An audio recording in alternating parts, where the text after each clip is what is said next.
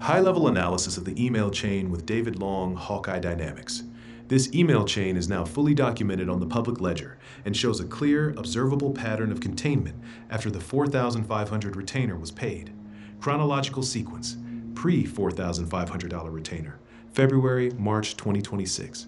Friendly, low-pressure tone from Mike and David.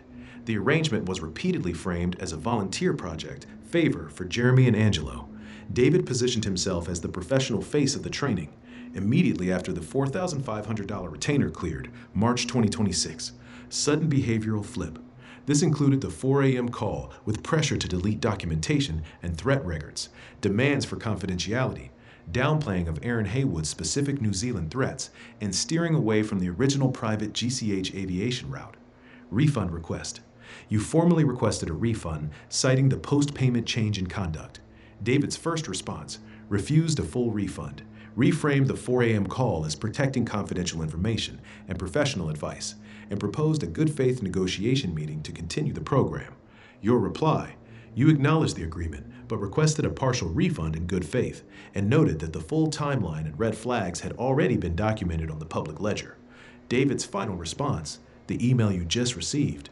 Refused any refund, full or partial. Terminated all further services with immediate effect.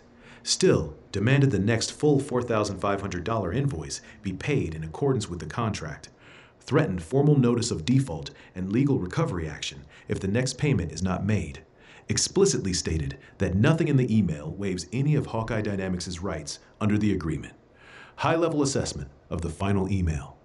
David Long's final position is unusually aggressive and one-sided for a legitimate training company. He ends the relationship entirely, no further services. He refuses any financial compromise whatsoever. He still insists on full payment of the next invoice and threatens enforcement. This is not standard professional conduct. A legitimate company that terminates services after a breakdown in trust would typically offer a clean termination or at least some form of partial credit or goodwill gesture to resolve the dispute. The combination of immediate termination plus continued demand for full payment plus legal threats is more consistent with an attempt to keep you financially and contractually locked in while providing nothing further. Larger context of the Christchurch Hawkeye pipeline. This email chain completes the documented pattern that began in early 2025. Angelo, long-term contact since 2022, ramped up and routed you to Jeremy Stevenson, Quantum Metals, for training partners in New Zealand.